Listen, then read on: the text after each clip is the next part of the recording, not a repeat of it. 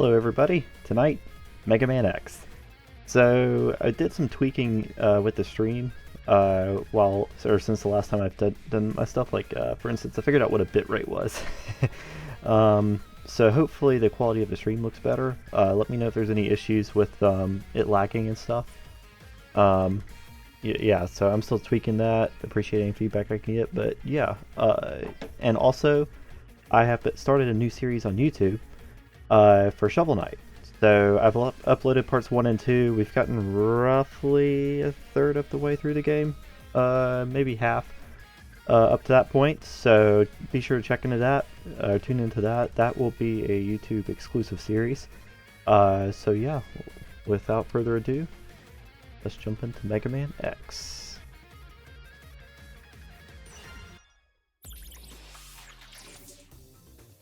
Alright. This might be the best SNES game of all time. Where I got my theme from.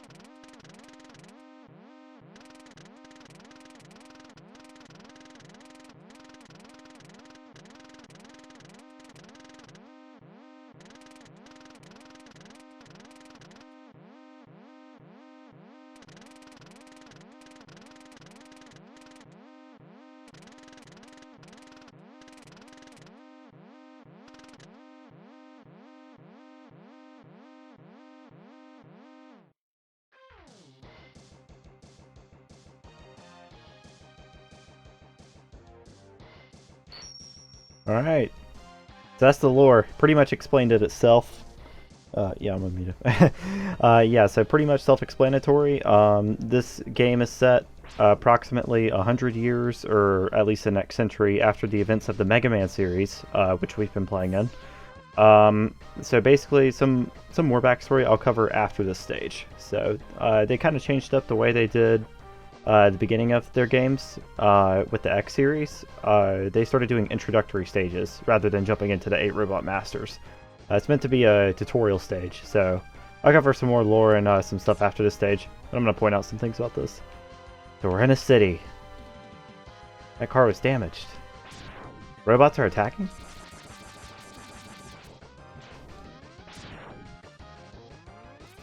Teaches you to jump here. We can also charge up our charge shot. That was actually introduced in Mega Man 4, which released a couple years prior to this. Also, this was released on the SNES, as opposed to the NES, which the original 6 were released on. 95, I believe, was the release year. Ooh, okay.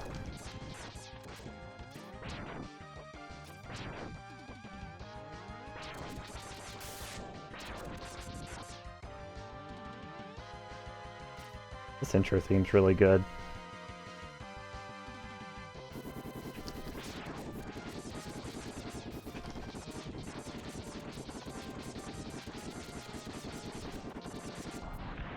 Ah, we fell. How do we get out? What if we could wall jump? Yeah, so that's another tutorial section for that. What's really interesting about the Mega Man X series wall jump, though, is that you can scale the same wall as opposed to having to jump between different walls. I think is actually a really intuitive and cool feature. Because it kind of feels lame after playing this game when the only way they handicap the player's movement is they force you to go from wall to wall. While in this game you could scale anything. Oh, disappearing bridge.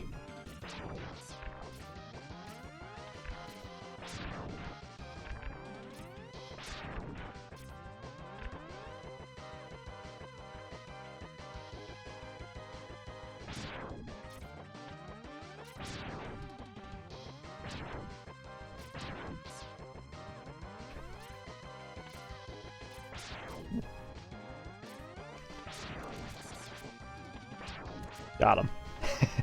I would have taken his car, but wouldn't have helped us much.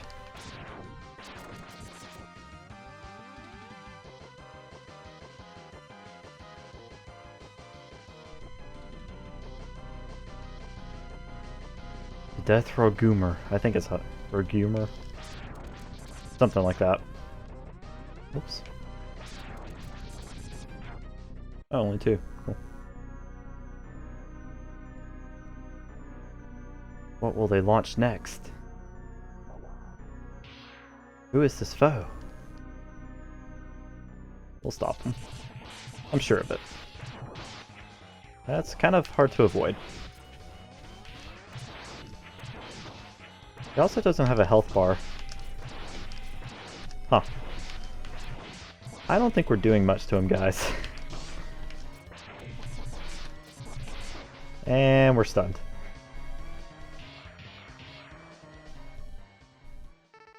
You worthless piece of scrap metal, did you think you could defeat me? I think I said that before. He said it accidentally.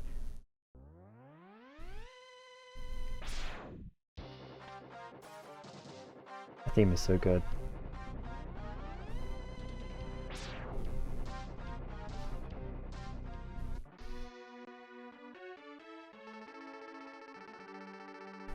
Guess I'm not powerful enough to defeat him. X, you shouldn't expect to defeat him. He is designed to be a war machine. Remember, you have not reached your full power yet. If you use all the abilities you were designed with, you should be able to become stronger.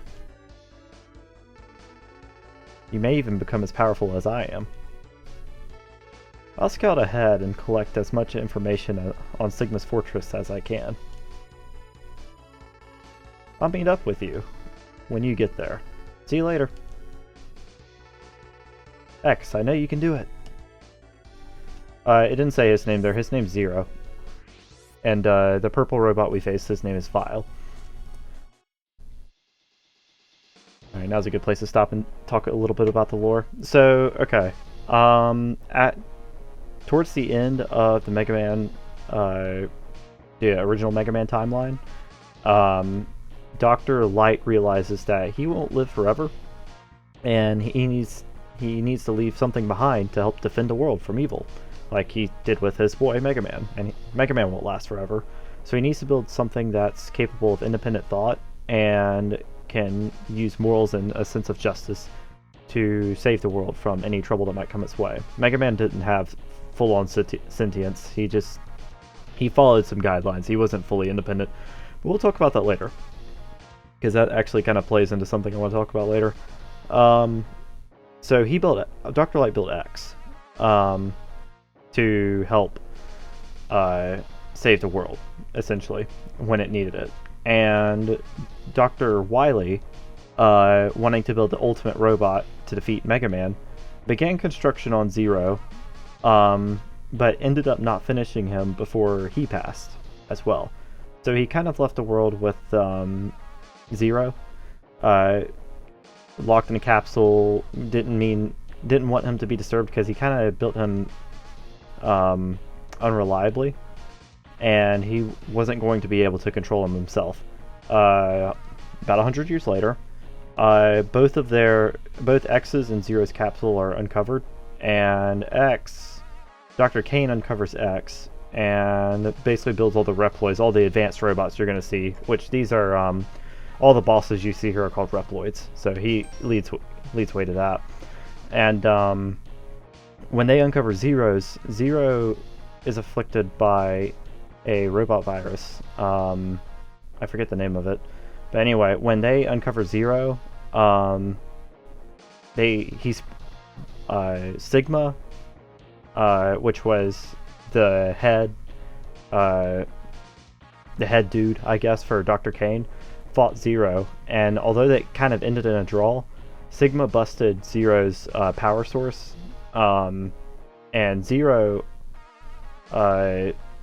dispersed the virus and caused all these robots, pictured here and in future games, to go Maverick is the term for it, and including Sigma. And Zero was cured, so now he's a good guy. So anyway, spoiled a little bit of the lore because technically they haven't. They revealed. Yeah, they revealed Dr. Light in the intro. Never mind, they haven't really spoiled anything then.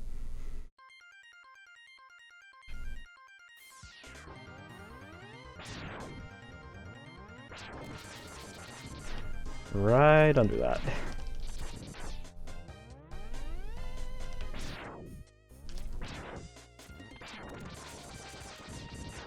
Dang. Pretty sure he gave me a haircut.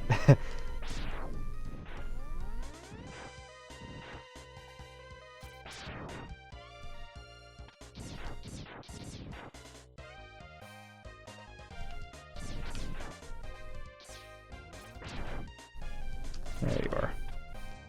So, yeah, there's some of the big themes of the series are like true sentience and independence, and what does it mean to, or should we keep fighting, kind of elaborating on the themes kind of as discussed in the original Mega Man series, but I'll get into later, because there's a twist at the very end of the game on some of those themes.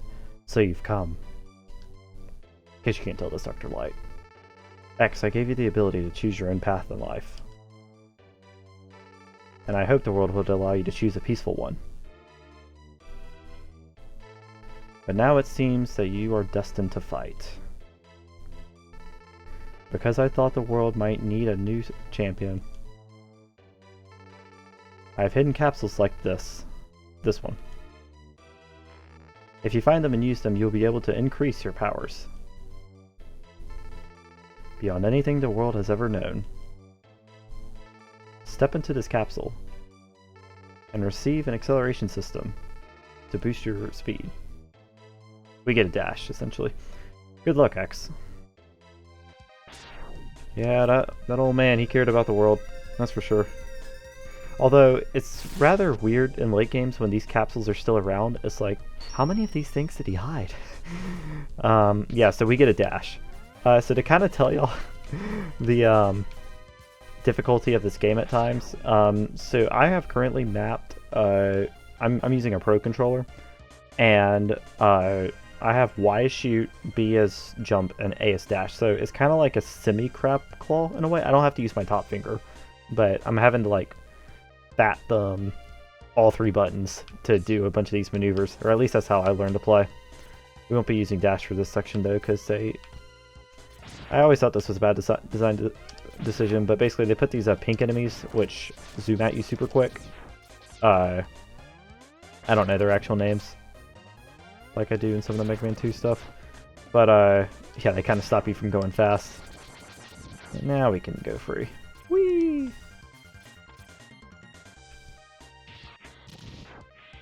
Ha!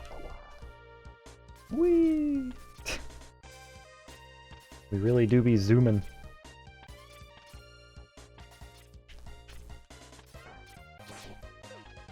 That was a bit overzealous. Ooh, almost got. There we go.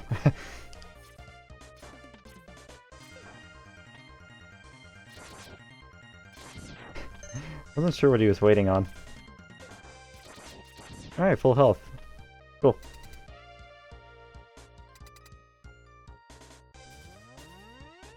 First boss, Chill Penguin. He is a rather chill boss. Usually he's considered to be the easiest, so most Beginning players are encouraged to start with him. Oh shoot! Ah! When I speak, I get hit. You know, I thought I had room to get through that, but that's okay. I don't think we took damage there. Dang, I did this run earlier, no damage. Rip. We're just gonna wait for him to take care of that down there. There we go.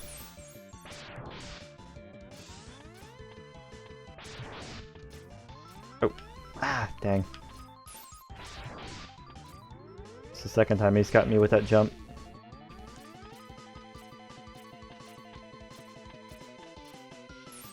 See, here's the thing. If he jumps again, I'm just dead. Because I'm pretty... Woo! Okay, we got over. Whoa, we're lagging hard. I guess there were too many objects on the screen or something. Maybe my capture card was struggling. Dang. Bro, that was lagging so hard. I don't know why that was happening. Alright, we still have lives. Hello.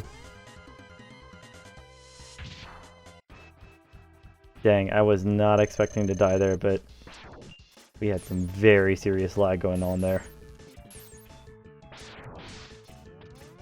Hopefully we won't have that issue in later sections.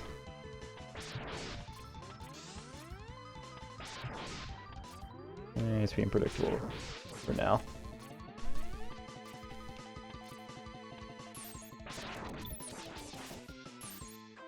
Yeah, my shots don't go through those ice shots he's shooting out. So, whoa, okay, we're good. There we go. This is going better.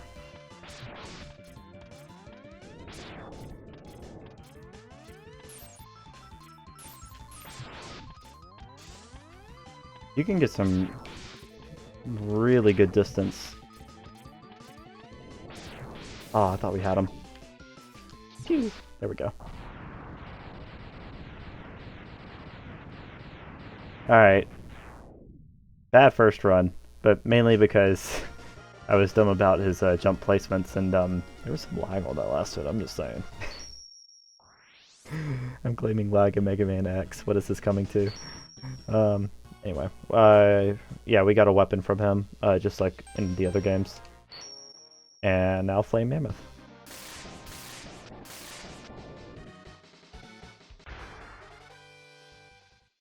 Okay, so one interesting thing about the Mega Man X games, or at least for X, I haven't actually seen for the rest of the X series, is that defeating the Mavericks in a certain order created stage interactions. Like, you see this ash on the ground, kind of underneath my feet, how it's all like gray and crusty and stuff. Normally there would be lava in certain parts of this section, but because we defeated Chill Penguin, he like froze the stage because he exploded. I don't know the logic, but it makes the stage a lot easier, so I'm not going to complain. Like, for instance, we can dash down here, and if we didn't defeat Chill Penguin, there would be lava. So, yay, easy.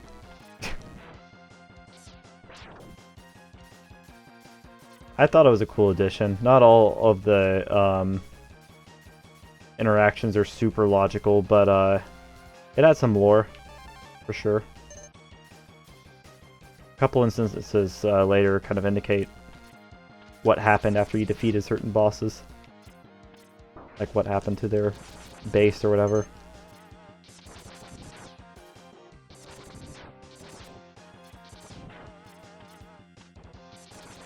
Something I should point out is that a big part of this game... Ooh, didn't expect him to throw. Ouch. A big part of this game is tied up in upgrades. So, like, y'all saw me pick the leg upgrade up already. And y'all see how small my health bar is currently. Well, that's gonna change by the time we're done with this game, for sure. There's a lot of upgrades. We can actually have a health bar larger than Chill Penguins and all the bosses that y'all just saw from the last battle. So, what we just picked up... ooh, did I get the one... Can't remember if I got the health upgrade. Yeah, I did. Okay.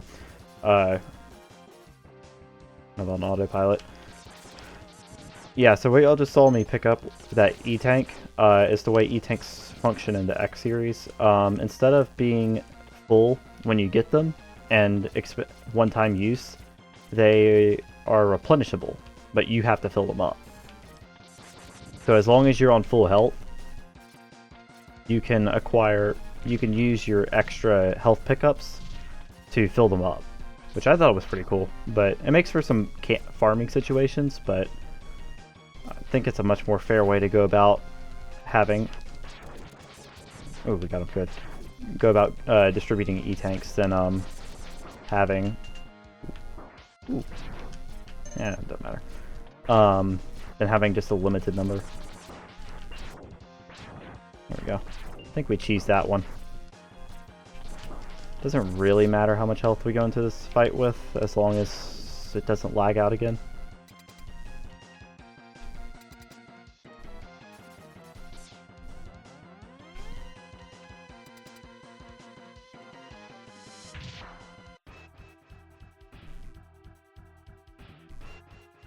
Flame Mammoth. This fight's cool, but the room is too large. Because you can just run away from him the whole time.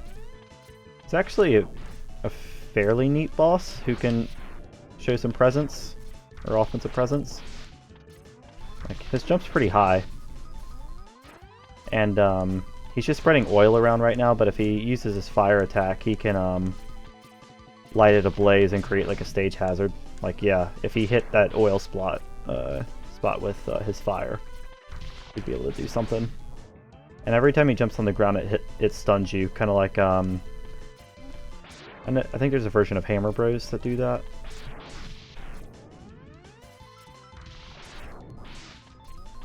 But yeah, this room is too big. I mean, he's really big, but they could have reduced the room size by about 30% and it would have been just fine. Phew. Got him.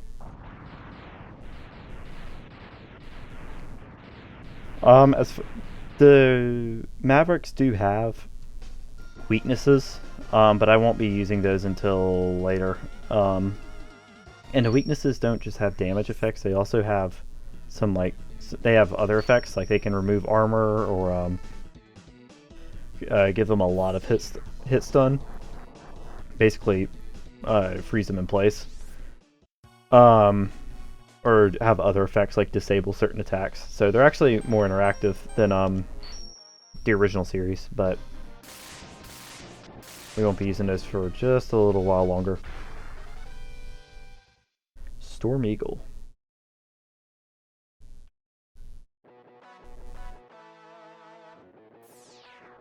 Oh, I forgot to mention, Flame Mammoth's theme is actually pretty good. There's some really good remixes by Stone McNuckle and Family Jewels.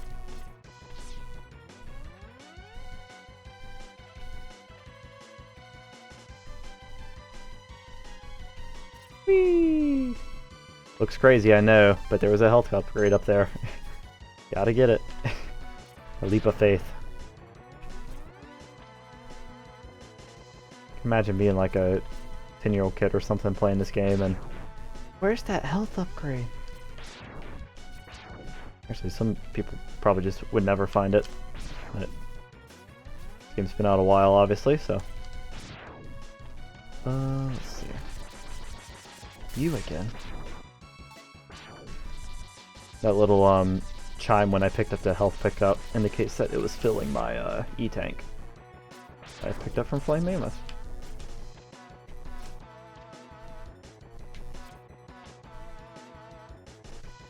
And there's our second E-Tank. There's 4 in total. I was afraid that was going to respawn. So the problem with this section, what can make it difficult sometimes, is that if these platforms go low enough, they can actually respawn the turrets on them, and then you take hit stun and get knocked off the platform and die. So that's problematic, because enemies spawn via the X and Y axis, or both the X and Y axis, as opposed to just spawning in the X, like in Mario, for example. So Haven't had that happen yet. I'm also being careful. Also, why'd you use shard shots? No reason for me not to. Let's see.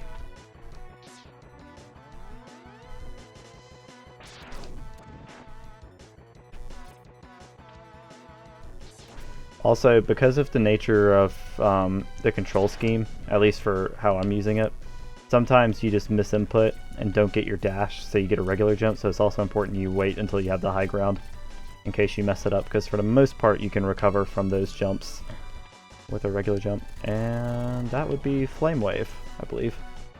We're going to turn back to normal for a capsule. This capsule contains an enhancement for your helmet, which will allow you to break some ceilings with a headbutt.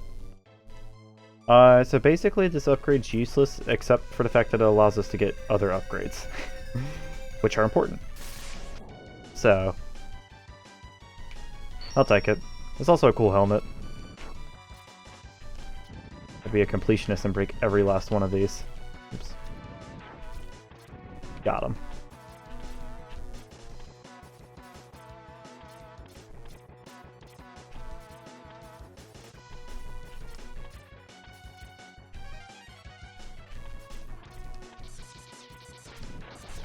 Trying to predict when the Mets come up in this game, the little helmet dudes, is like impossible. I don't know what it is, but just something about their AI.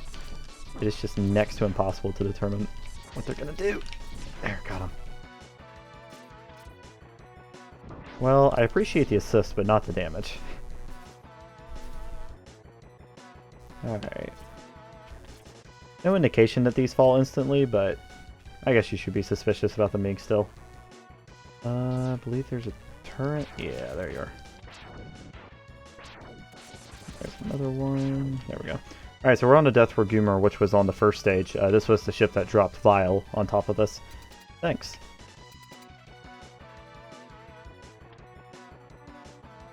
And we'll drop down here.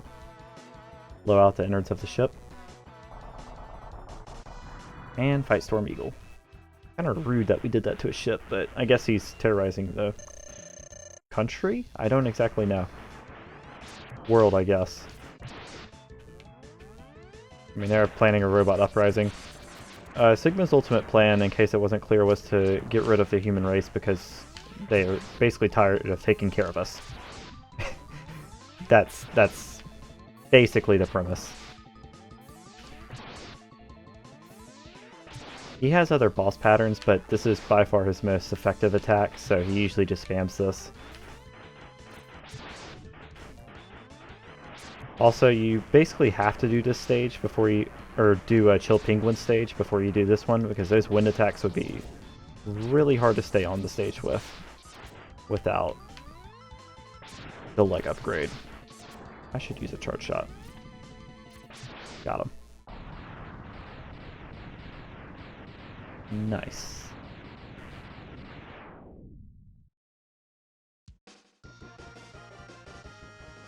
Oh, notice how the Regoomer's falling out of the sky right now.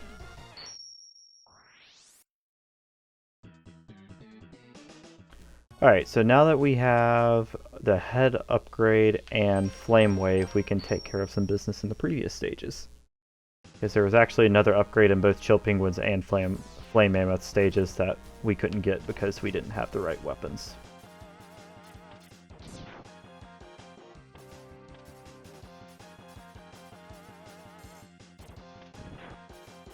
Yay, there we go. Alright. I'm not sure if I'll get this, but we have a pretty easy way of coming back. Dang, we didn't get it. I thought we had it when we broke that bottom platform, but we'll try again. That's a really tricky jump. If you fall down, you're not getting back up, pretty much. So we'll try that again. Also, if you get to the end of a stage that you've already beaten, you just get teleported out of this stage. There's no boss to fight. You defeated them already. Ooh. Oh well.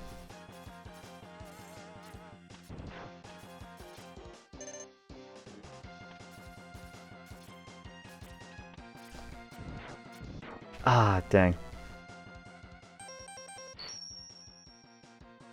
tricky. We'll get it. Soon. Probably time my jumps later. And if you destroy the first block on the right and don't get the one on the left, then you pretty much have to slide down the wall and just hope and pray that you get the left block the next time you jump, because if you don't, you're probably falling off. Oh wait, we still need to fill up our E-tanks. There we go. Third time's the charm.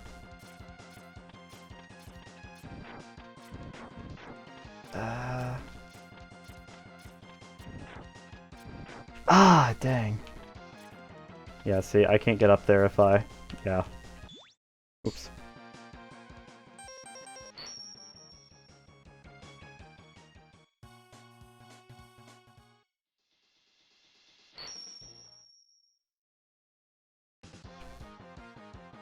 Dang, I thought we had it.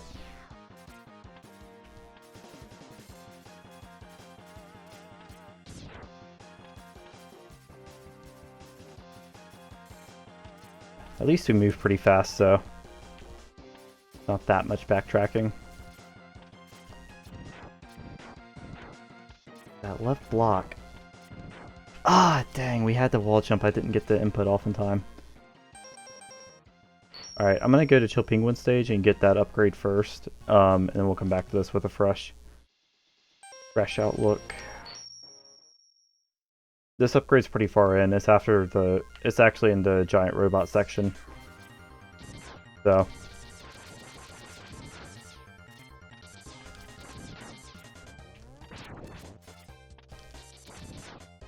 There is a reason why I'm getting all the upgrades and not letting them be optional, so... But I will reveal why that is later.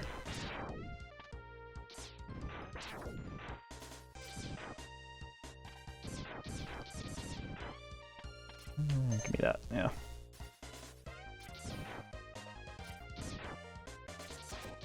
Ah, I thought I took 2 hits. Rip.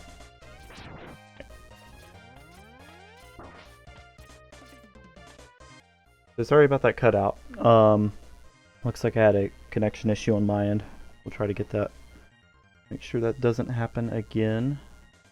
So, yeah. We'll jump right back into it. Let me switch something over on my end.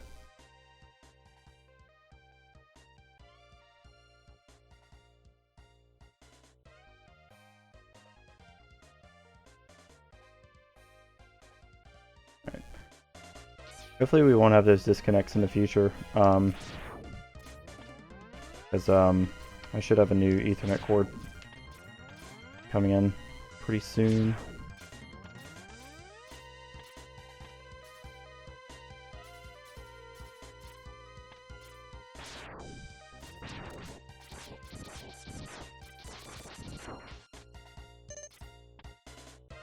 That will be an interesting thing to figure out in Premiere. I'm going to splice these recordings together.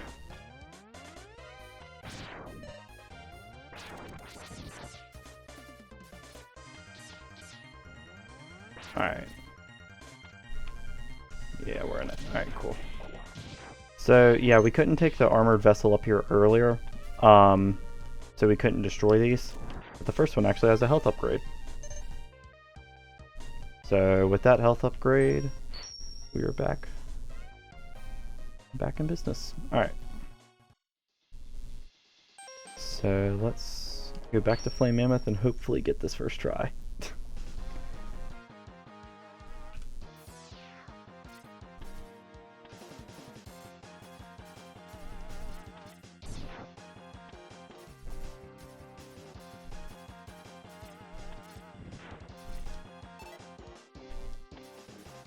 Again, for any of those tuning back in, sorry for the disconnect. It appears there was a network error on my end. Hey, we got it, first try. Nice.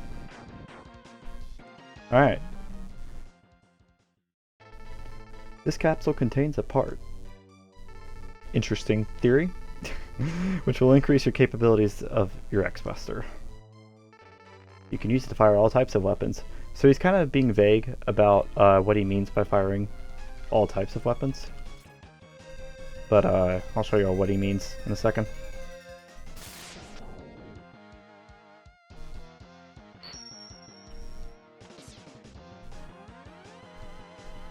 So yeah, we get another charge phase for the regular Buster, but also we can use it to charge up the other special weapons and generate entirely new effects, like this riding platform, for example. The normal shot is like this.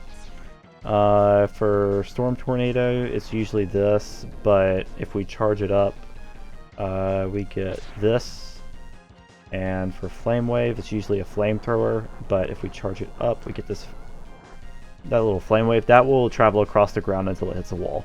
So yeah, we'll use that later. You'll see that a lot later, actually. Oops. How do I get out of here? Escape. There we go.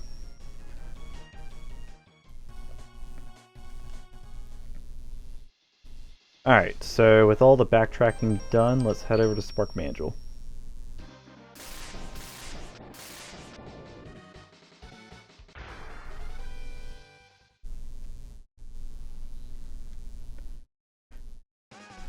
Do some of those ship parts look familiar? Yeah, the Death Regumer crashed here. So normally, where right above us, where you see that broken pipe, there's an electrical generator, but that was destroyed when the Regumer crashed here. So yeah, that generator would have caused spikes to go through the tubing that you see down low, so which would have hurt us. So yeah, made the stage a lot easier. It also, oh wait, I think actually there are still nighttime effects, if I recall. Yeah. So, what was that? Oh wait, I believe this is the wrong direction.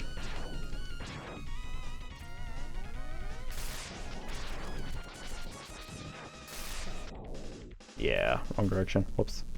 I was thinking of the upgrade that's down here in the future. We'll be back here for that upgrade. Oops.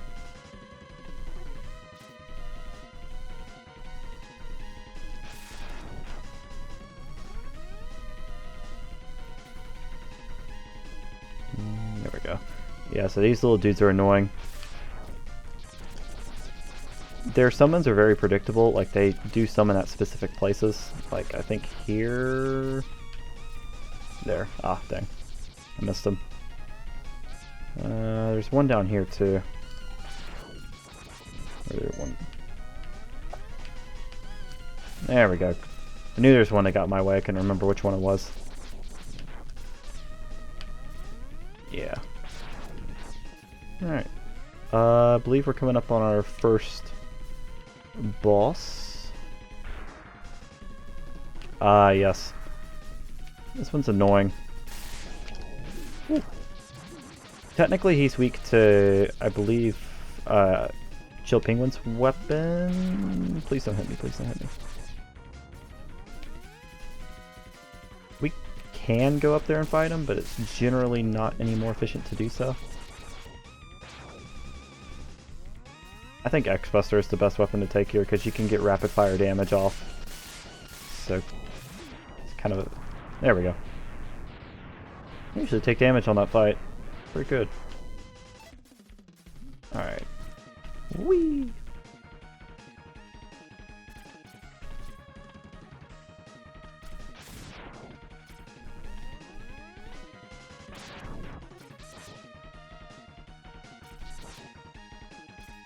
Why am I not using a charge shot?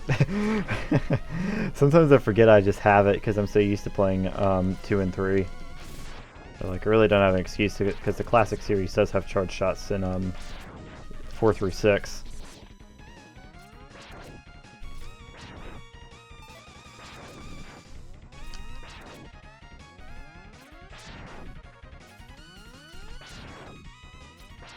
We're schmoovin'.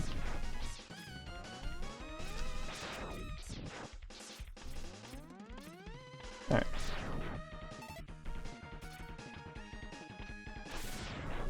Yeah, normally they don't go down that easily, but I had a charge shot right in his face. We can get that. There we go.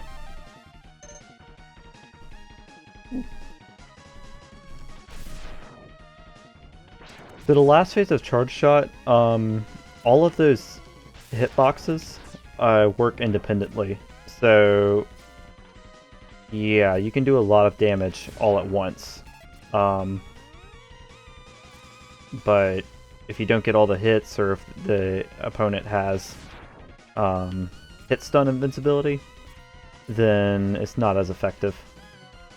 The blue shot is more effective then, because that actually does have higher damage.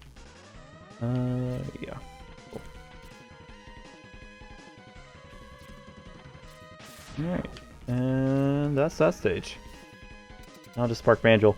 Alright, so we're going to start using boss weaknesses, because, or for some of these fights. This is the first one we will. He's weak to, I think this is called Shotgun Ice, if I recall.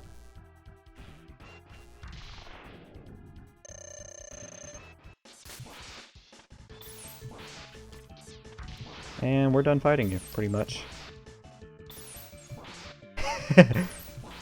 Oh, shoot. There we go. He basically punched us right in the face and we didn't take damage because hitboxes. Yeah. Was that sportsmanlike? No. Is that far easier? Yes.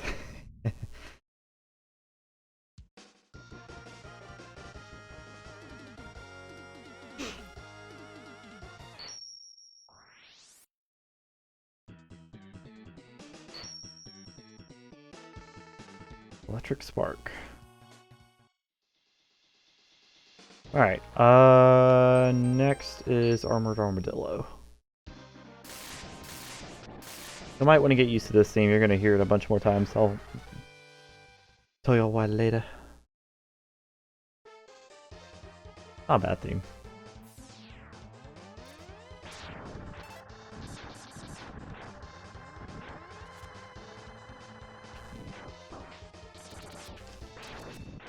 Momentum.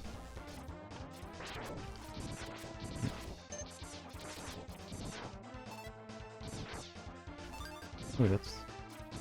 Oh, our E-tanks are full. Nice. Notice we don't have that chime anymore. Okay, I think we're gonna use Fire Wave. There we go. Proc him. We're just gonna spam this in his face. There we go. Go for E-tank. We really didn't have to beat him, but just wanted to. There we go. Oh, something that's actually different from the original series is that when you pick up energy, oh wait, we don't need those. When you pick up energy for weapons, it automatically goes to your weapon with the lowest amount of energy. In the original series, it was whatever weapon you had active. Granted, if you pick up the energy with an active weapon, in this game it'll still go to the active weapon. But if you're using base Buster, or just regular Buster, then you won't just waste it by not having a weapon selected. Yeah. So, let's see.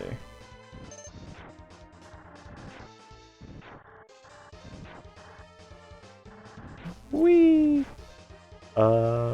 need Flame Wave. We got another one of these dudes.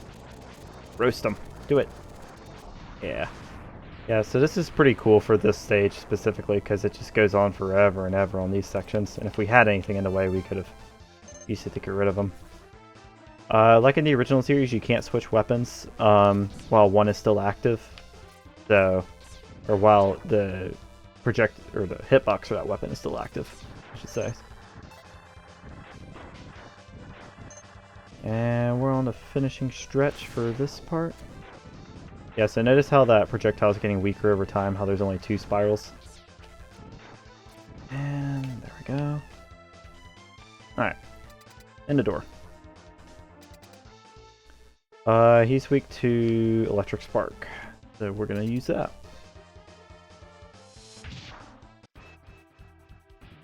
"45 minutes, give or take. Not bad. Oh. There we go. This is another cool boss interaction. So he loses his armor when you hit him with Electric Spark. And he becomes vulnerable during that roll attack, instead of being invincible, which is really helpful.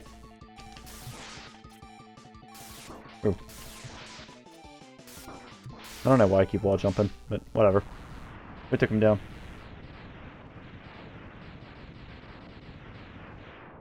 I think that's a neat interaction, actually. Take away some of his armor with Electric Spark. And I guess it makes sense because, you know, it's metal.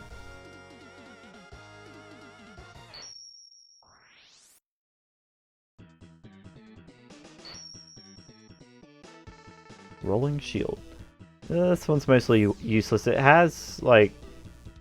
There's some bosses later that are weak to it, and we basically have to use it for. To be efficient, at least. But on its own, it doesn't really have much utility. Yeah, we do Launch Octopus next.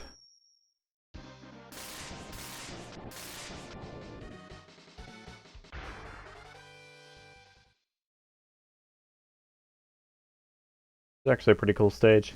The same mechanics, there's no swimming mechanic, you just have a higher jump and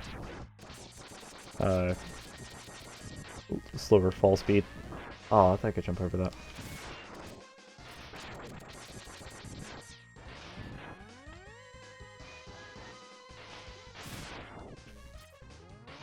Woo! Okay. That is why you always keep your thumb over the B button. Because I should have died right there. Whee! I just don't care about damage at that point.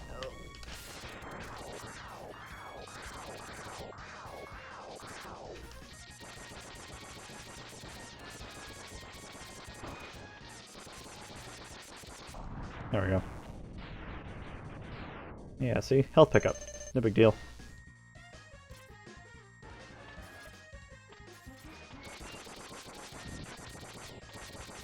Those things, I've never seen them actually do damage, so never... Ooh, this one's the hard one, because he can suck you into the spikes down below. But he might not use that attack if I get enough of these off. Yeah, nice. And that is why rapid fire is your best friend. Well, I'm using manual inputs, but like not using charge shot is my point. Because you can do a lot more damage to an enemy that doesn't have an its ability that way. Yes, this one. There's a boat.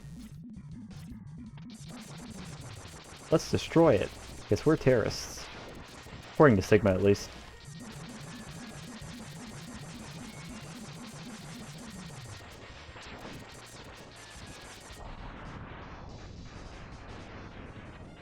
This is another pretty cool stage interaction. Where are we going?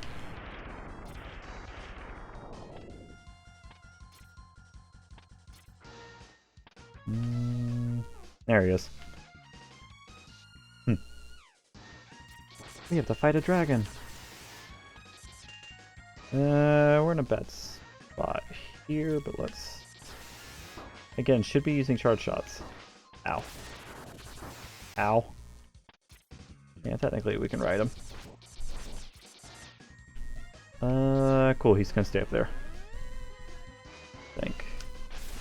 Yeah. Thanks, since we got on his back, that triggered him to stay up there.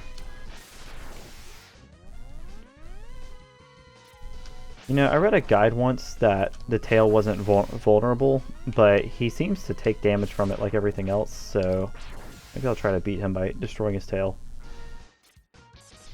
Game myth busted or something? I don't know.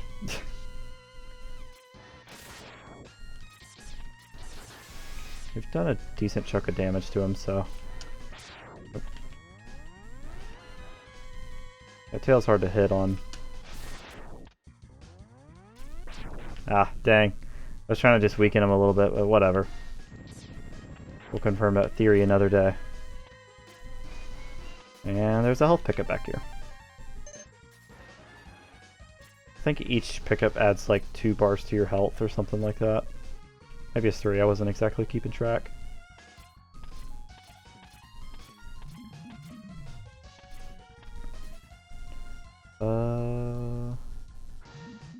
Let's see.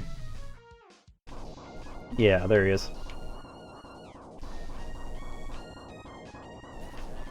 So they kind of tried to upgrade the sound in this game and give it like stereo, but the stereo is so like blocky that it's basically either centered left or right. So based off the sound, you can tell where he's spawning. So like right now, I hear him left, but the sound's shifted to be centered. So I knew to get out of the way because he was coming. You could also tell that was going on in the intro scene where Zero showed up because his blast came from the left. There's also some dirt that's stirred up to indicate that he's coming. Oh yeah, we can actually shoot him in the tail now. Alright, come here. Oh, he is vulnerable in the tail. Nice. Theory busted. Nice health. This boss isn't hard per se, but he's going to do damage to you just by the nature of how relatively big we are and how many hitboxes he has. He actually kind of mirrors, he's weak to Rolling Shield, by the way. He actually mirrors Bubble Man a pretty good bit, because Bubble Man focuses on quantity of hitboxes rather than quality. And that's kind of what's going on here, too. We're going down, he says. I like the smack talk. Like, see, we aren't taking that much damage. And that attack is worthless.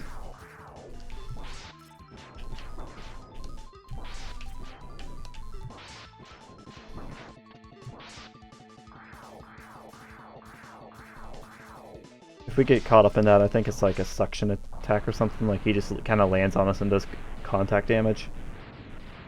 So, it's not a huge deal, but you definitely want to avoid it. It's like its only form of like really good damage output.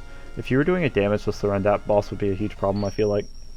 But there are ways you can kind of circumvent some of them. Like if you stay off the ground for the most part, I think you can avoid the lower missiles, and the upper ones it looks like you can kind of like dive right in the middle of. And these make a boss later a complete joke. Probably like launch missiles or something, I forget what they're called. Stink Chameleon.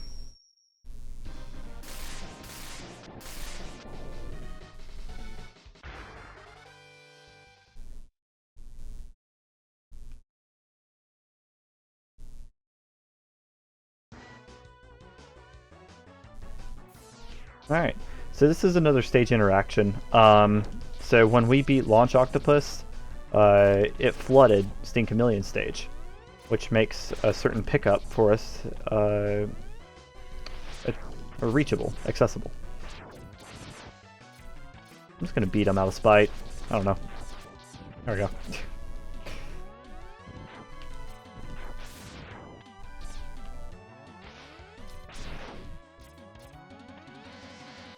Alright, we'll go for the... yeah, we'll go for the top one first. Alright, so... You kind of saw those blocks falling back there. Now, those blocks would normally fall all the time, but they're being caused to fall by this robot. This fight's really simple, but... it's just rather tedious, because like his only weak point is his eye. And he has a lot of health. This will take a minute. If I'm good, I can get in 5 bullets in a round. That was 6 there, that was pretty good.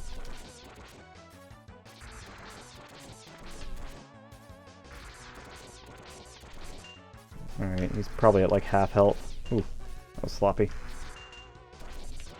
I'm getting sloppy. My thumbs... He has other attacks, but we're staying out of range of them. Oop. Oh, I thought we were going to see one for a second there. They're rather hard to avoid if you don't scale the walls, so...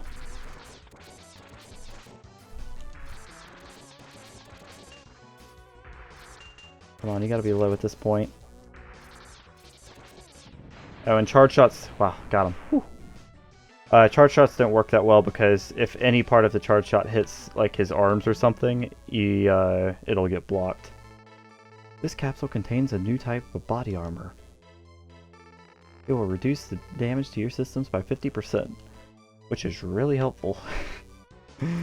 Definitely an essential upgrade, I'd say.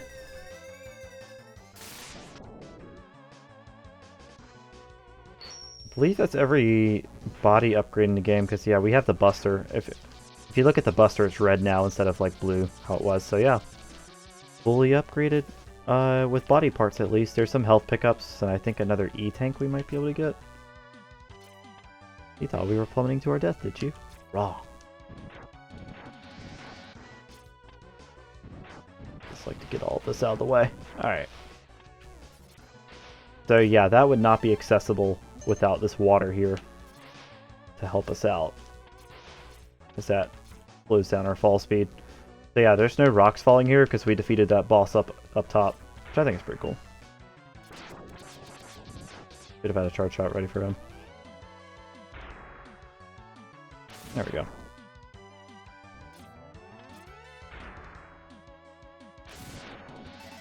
Wonder what kind of purpose these robots served.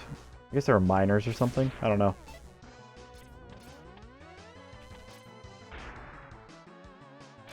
Maybe they were like tour actors or something.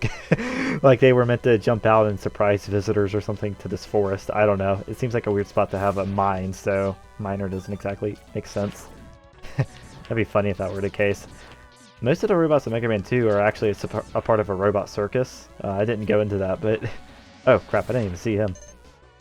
Jeez. That's kind of funny.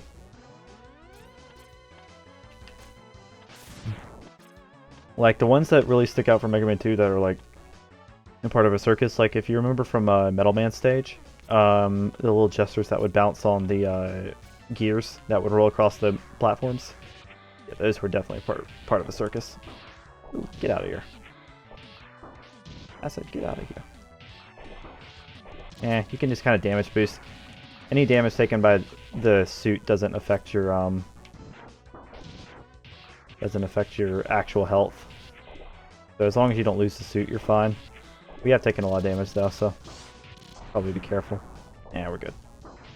Oh, well, that's how many hits a suit can take. Yeah, that was gonna explode if we stuck around.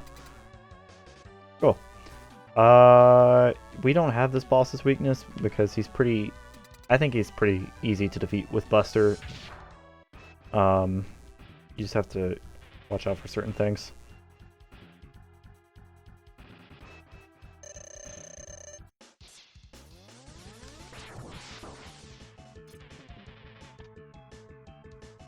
It's not so much that he's like a pushover, it's more so that you can outdamage him.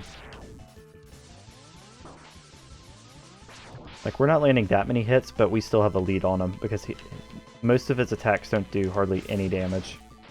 There's only one that really does. And he hasn't used it yet. You also don't want to hit the top. If you can't tell, there's spikes up there.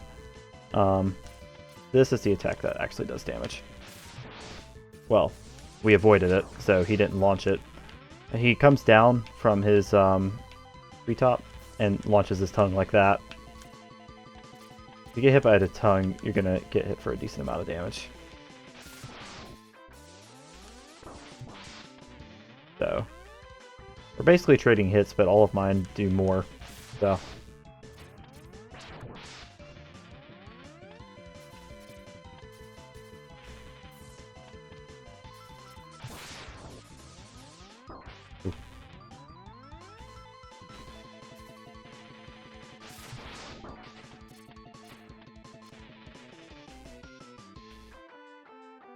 I think the first time I fought this boss, I got frustrated by how long he was invincible, but like, if you just don't freak out about getting hit, you're pretty good. Kind of like how you should fight Mega Man in Smash. Don't freak out about getting hit.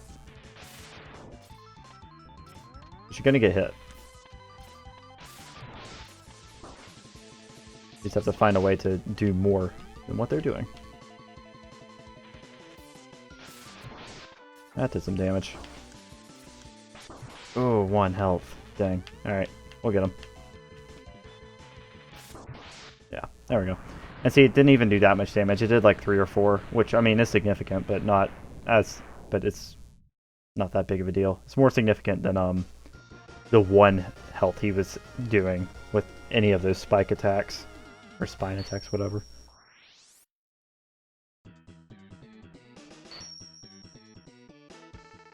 Chameleon Sting.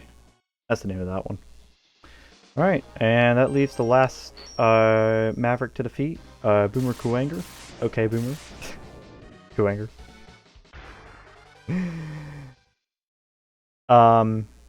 This will not put us directly in Sigma's Fortress, though. We have to do some backtracking. After this, there's some upgrades that we haven't acquired yet from previous stages. We need this weapon specifically to get them. Because the weapon we get from this stage is a boomerang, which can pick up items.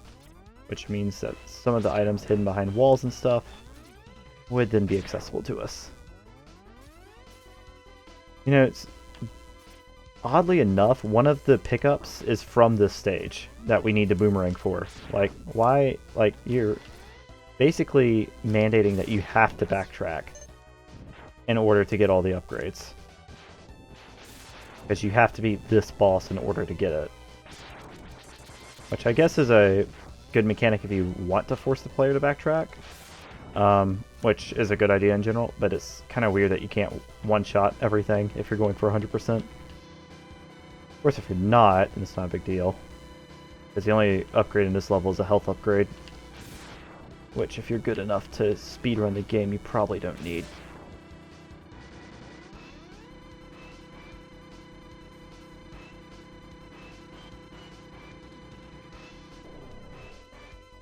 Up we go.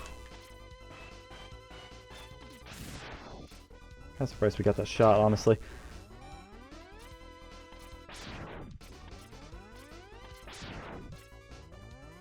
We are schmoving. Oh. I spoke. Why do I speak?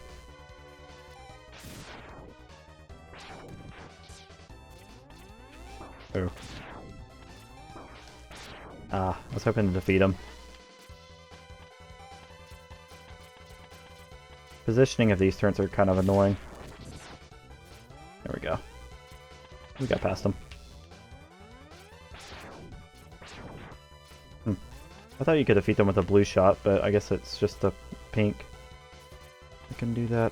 Yeah, see, that health pickup right there we can't get with wall jumping, so we need the weapon from this stage to get it.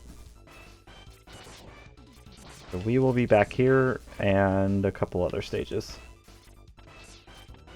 Because I know about an Easter egg in this game. I'm going to show y'all. This is pretty darn cool. At least for a retro game. I feel like it's a pretty involved Easter egg. Are you gonna move, dude? That was cruel. Ooh, that went through the bottom. Alright. Oh, I forgot. I could have gotten him to move if I had fired at his face. Like, notice how he's moving. Yeah, I should have thought of that. Sometimes they don't move though, so I guess that wasn't a guarantee. Alright. Again, it doesn't really matter how much health we take, or how much health we go into the boss fight with, because I want to say it's launch missile, or I forget what it's called, but the weapon we got from Launch Octopus makes this fight basically pointless. It's kind of funny though. He's so fast. Look how fast he is. And now we just climb up the wall. Whee! Gonna do anything to us? Nope. We don't even have to aim. We just fire somewhat in the middle of the screen, because like it'll get cut off by the edge of the screen if we don't. So, and you're dead. Easy clap. I don't know what that clap was, but it was a clap. I guess it was a Mega Man clap from like his victory screen.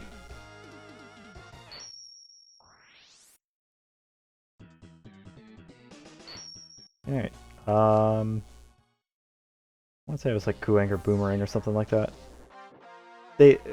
Gosh, I should have stopped and looked, because that would have been a good pun. Alright, this theme. Finally, we found Sigma's Fortress. Let's go in and put an end to his war against the humans.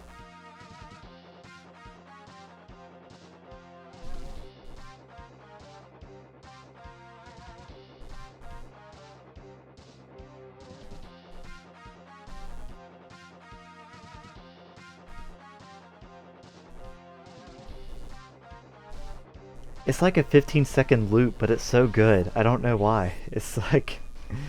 I don't know. Anyway, we gotta do some backtracking.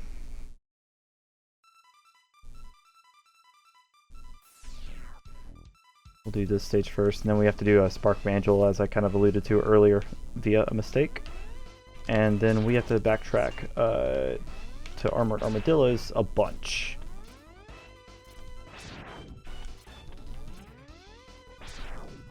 Oh wait, I don't have to shoot him. No. Maybe I should have. Let's keep on going. Basically don't need to worry about getting hit in this section because all those lasers do 1 damage. So, and at this point, if you've been collecting all the health upgrades, you've got enough health to tank that. You're not even fighting the boss at the end.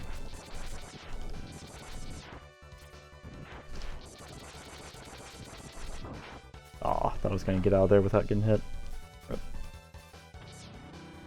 Halfway there, roughly.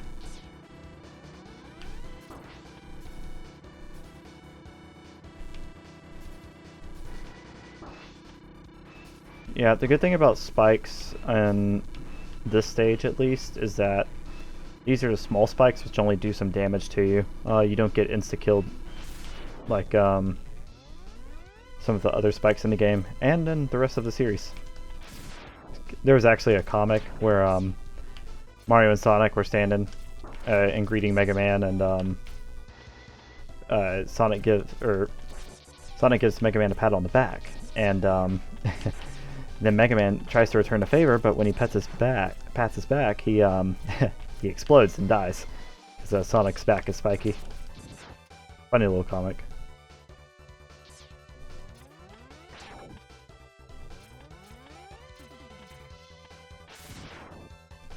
Speaking of comics, there's actually a really good comic version or comic production by Archie Comics for Mega Man's 1 through 3. They also incorporate some X stuff, which is why it's relevant here. It's really good. You should give that a read. You can find it online for free in some places, so it's really good. And that is our last health upgrade, I believe. We're missing an E. Yes, that's right. Okay. So now we can leave this stage. Oh, for comparison with like the boss's health bar, you can look at the energy bar for any of our weapons, because that would be the normal health that a boss would get.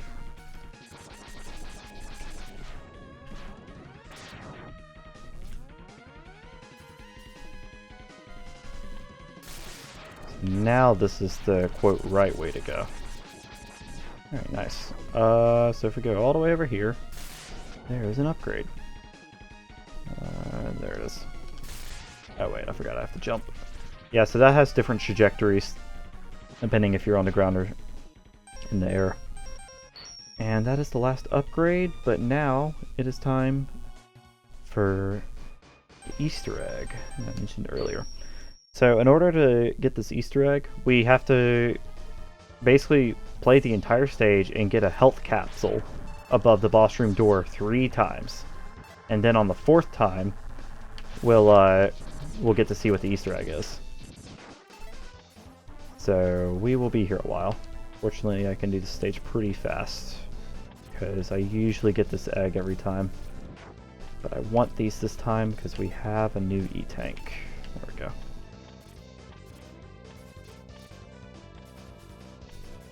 We zoom in. I'm just going to damage boost through a lot of this because it really doesn't matter how much health we leave the stage with because we aren't fighting a boss. Second platform.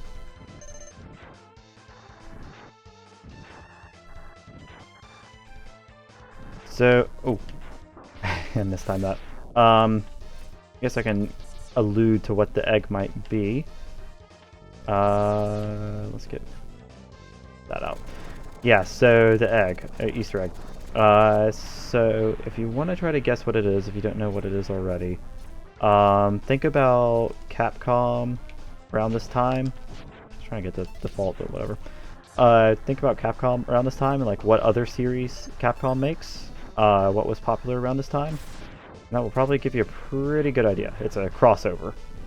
Not to spoil too much, but yeah, we need to pick that up 3 times. That was the first time.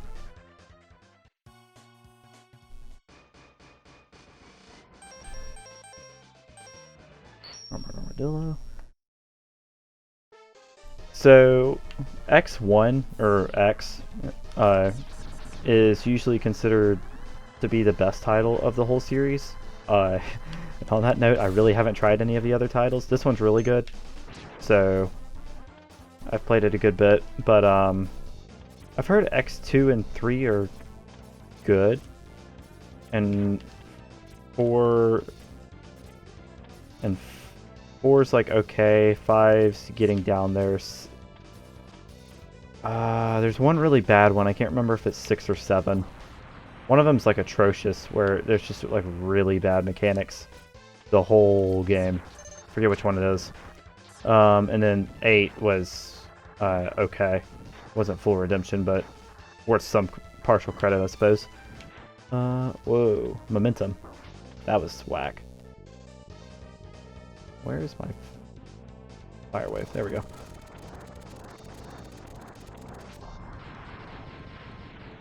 I don't have the order memorized, unlike some other things. So yeah, X series kind of a mixed bag. Started off a lot hotter than it finished. That's for sure. It's a really good series, and the style of game changed drastically across the series. Like it turned into like, you know, full 3D. Like fully rendered stuff, like I don't know what you call that. Yeah, fully 3D. I don't know. Anyway, instead of working with 16-bit and all this other stuff, so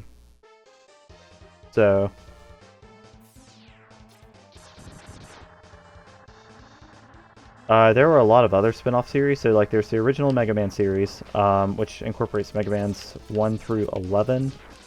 Although only the first 6 were released before any side series were made, and they were all released at the same. 1 through 6 were released consecutively. Then they kind of took a break from the original series, and then they went to X. And after they did some stuff with X, they went to 0, which is basically the events in, I want to say 22XX, although I could be wrong about that.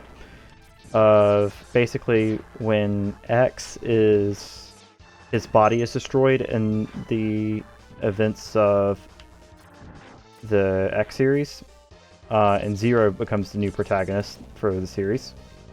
And then after that, there were 3 games in the 0 series. I believe they just released like a 0 Legacy collection, kind of like this. There we go. And then they made Battle Network and Star Force, which were very different. They weren't really, well, I understand they weren't really platformers. There we go. They, I think Star Force was a turn-based game? No, Battle Network, sorry. I don't know what Star Force was.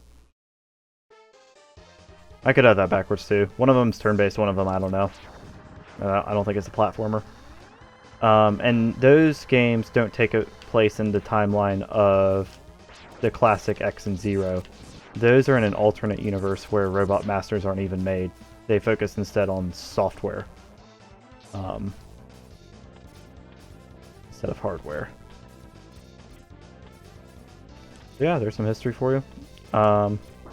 Really good series. But basically, after some of their spin-offs flopped in like the early 2000s, like Star Force Battle Network and some of the X and 0 games were good-ish, but they weren't pumping out the numbers because they weren't all that.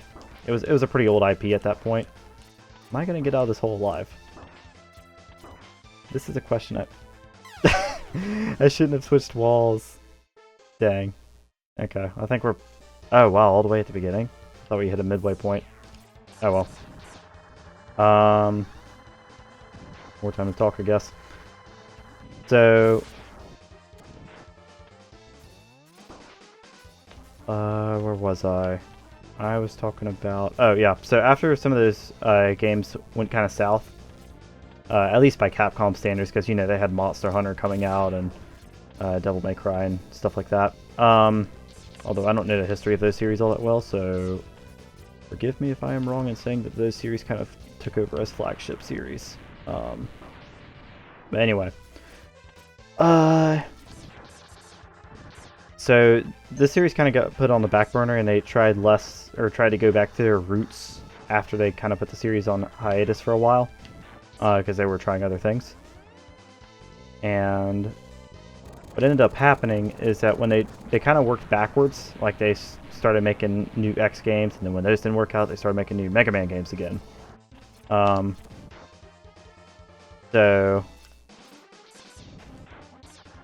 when they went back to the original Mega Man games, they switched to like an 16-bit style for Mega Man 7 and 32 for 8, and they went back to really classic stuff. Mega Man 9 10. Anyway, I give you a special present. Now, enter the capsule, please. So this is the Easter egg. So in case you can't tell, you can see that there's a headband that Dr. Light's wearing, and he's also in a white tunic. So yeah, he's supposed to be dressed as, presumably, Ryu. And guess what power we're gonna get?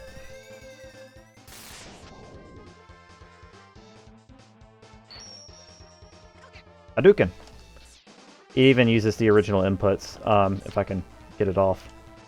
So basically down, left or right, and then fire at the same time. It's kind of hard to pull off, actually. Because you have to do the down and right before you press fire. So, and he even has a little sound effect where he says Hadouken.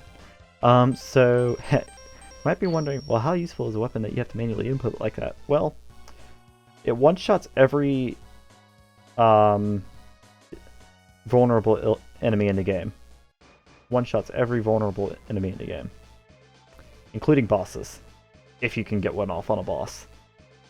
I won't be trying it, but it's there. Oh, it also only works at full health, so there's that too.